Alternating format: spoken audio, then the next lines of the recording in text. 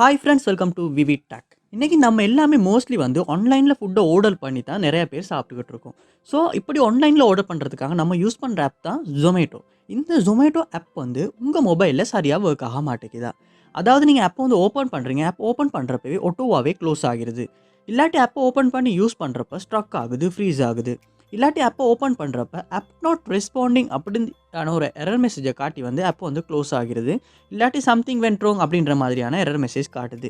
இந்த மாதிரி உங்க மொபைல்ல Zomato ஆப் சம்மந்தமா ஏதாவது ஒரு இஷ்யூ வந்து நீங்க ஃபேஸ் பண்ணிக்கிட்டு இருப்பீங்கன்னா, இருந்தா கண்டிப்பா இந்த வீடியோவ பாருங்க. ஏன்னா இந்த வீடியோல இந்த ப்ராப்ளம்ஸ்க்கான சொல்யூஷன தான் நம்ம பார்க்க போறோம். ஸோ வாங்க வீடியோக்குள்ள போலாம். வீடியோ கடைசி வரைக்கும் ஸ்கிப் பண்ணாம பாருங்க. இதுதான் நம்ம சேனலுக்கு நீங்க ஃபர்ஸ்ட் டைம் வந்திருப்பீங்கன்னா தான் விக்னேஷ். மறக்காம நம்ம சேனலை வந்து சப்ஸ்கிரைப் பண்ணிட்டு அப்படியே பக்கத்துல உள்ள பெல் ஐக்கனையும் கிளிக் பண்ணிக்கங்க.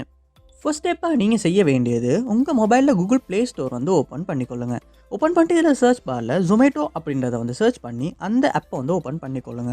ஓப்பன் பண்ணிட்டு இந்த ஆப்புக்கு ஏதாவது அப்டேட் வந்திருக்கா அப்படின்றத ஒருக்கா செக் பண்ணிக்கொள்ளுங்க. அப்படி அப்டேட் எதுவும் வந்திருக்குமா இருந்துச்சுன்னா கண்டிப்பா அப்டேட் பண்ணிக்கொள்ளுங்க. ஏன்னா நம்ம அப்டேட் பண்ணாம பழைய வெர்ஷனே யூஸ் பண்ணிக்கிட்டு இருந்தாலுமே சம்டைம்ஸ் வந்து இந்த ஆப்ல உள்ள பக்ஸ் காரணமா வந்து இந்த ஆப்ல வந்து இந்த மாதிரியான இஷ்யூஸ் வந்து நம்ம மொபைல்ல வர்றதுக்கான சான்ஸ் வந்து அதிகமாவே இருக்கு. ஸோ கண்டிப்பா நீங்க வந்து அப்டேட் பண்ணிட்டு செக் பண்ணி பாருங்க. நெக்ஸ்ட் ஸ்டெப்பா உங்க மொபைல்ல வந்து செட்டிங்ஸ் வந்து ஓப்பன் பண்ணிக்கொள்ளுங்க. ஓப்பன் பண்ணிட்டு இதில ஆப்ஸ் அப்படின்ற ஒரு ஆப்ஷன் இருக்கும். அத வந்து ஓப்பன் பண்ணிக்கொள்ளுங்க. ஆப்ஸ் இதுலயும் ஆப்ஸ் அப்படின்ற ஆப்ஷன் இருக்கும். அத வந்து ஓப்பன் பண்ணிக்கொள்ளுங்க. இங்க நீங்க உங்க மொபைல்ல இன்ஸ்டால் பண்ணி வச்சிருக்க எல்லா ஆப்புமே வந்து இந்த இடத்துல காட்டும். ஸோ என்ட மொபைல்ல லோட் ஆகிக்கொண்டு இருக்கு.